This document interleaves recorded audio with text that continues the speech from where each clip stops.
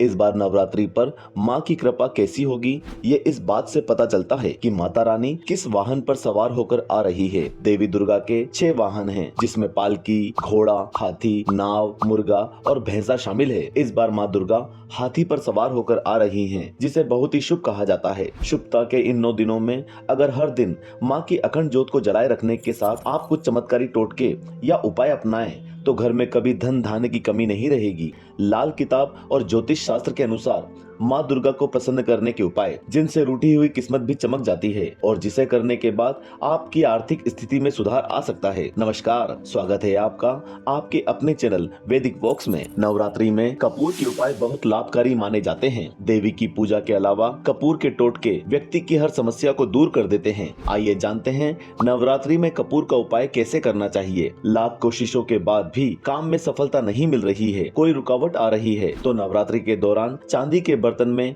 कपूर और लौंग जलाएं और पूरे घर में घुमाएं। इस टोटके को 9 दिनों तक आजमाएं। मान्यता है कि इससे सभी बाधाएं दूर हो जाएंगी। नवरात्रि में कपूर से मां की पूजा करना बहुत फलदायी माना जाता है। 9 दिनों तक सुबह पूरे घर में कपूर की धूप जलाएं और मां लक्ष्मी की आरती करें। माना जाता है कि इस प्रयोग से धन में वृद्धि होगी। अगर पैसा हाथ में नहीं आ रहा है, अनावश्यक खर्च हो रहा है या लंबे समय से पैसा मिलने की संभावना नहीं है, तो नवरात्रि के दौरान गुलाब के फूल में कपूर रखें और इसे माँ दुर्गा को अर्पित करें। इससे धन संबंधी परेशानियां दूर होंगी और आर्थिक स्थिति मजबूत होगी। अगर गंभीर बीमारियों ने आपको घेर लिया है और इलाज के बाद भी कोई सकारात्मक परिणाम न दिखे, तो कपूर के तेल की 2 बूंदें पानी में डालकर नहाएं। कहा जाता है कि इससे शरीर शुद्ध होता है, नकारात्मक ऊर्जा दूर होती है और धीरे धीरे बीमारी ठीक हो जाती है। घर में वास्तु दोष होने के कारण परिवार में तनाव, रोजाना झगड़े, पति पत्नी के बीच कड़वाहट बनी रहती है। इससे राहत पाने के लिए घर के चारों कोनों में कपूर का एक टुकड़ा रखें।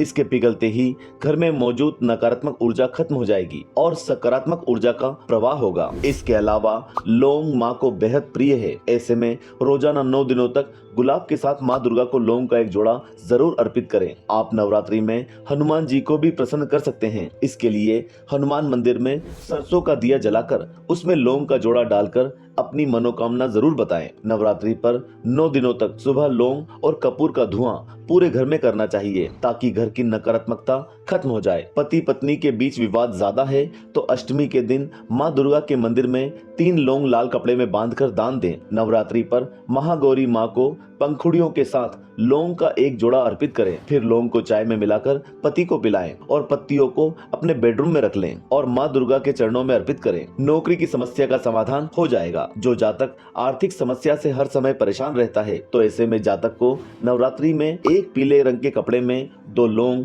5 इलायची और 5 सुपारी रखकर माँ दुर्गा के सामने अर्पित करें। इसके बाद अगले दिन प्रातः काल उठकर स्नान करें और इन चीजों की पोटली बनाकर घर की तिजोरी में रखें। ऐसी मान्यता है कि इस उपाय से धन की समस्या दूर हो जाती है और धन में बढ़ोतरी होने लगती है। यदि कोई जातक बेरोजगार है या अपनी मनपसंद नौकरी पाना चाहता है, तो ऐसे में आपको नवरात्रि के दिनों में रोजाना माँ दुर्गा की पूजा करें। साथ ही लौंग का एक जोड़ा अपने सिर के ऊपर से वारें और माँ दुर्गा के चरणों में अर्पित करें। ऐसा करने से आपकी सारी बाधाएं दूर हो जाती हैं। इसके साथ ही मनचाही नौकरी भी मिल जाती है। जिस जातक की कुंडली में राहु केतु के अशुभ प्रभाव पड़ रहे हैं, तो ऐसे में जातक को नवरात्रि के 9 दिनों में रोजाना लौंग का एक जोड़ा शिवलिंग पर अर्पित करें। ऐसा करने से राहु केतु के अशुभ प्रभाव से निजात पा सकते हैं। तो भाइयों और बहनों, ये थे लौंग और कपूर के वो अचूक उपाय जिन्हें यदि आप नवरात्रि में आजमाएं तो निश्चित ही आपके घर में धन धान्य की कमी नहीं होगी और आर्थिक समस्या दूर हो जाएगी। वीडियो कैसा लगा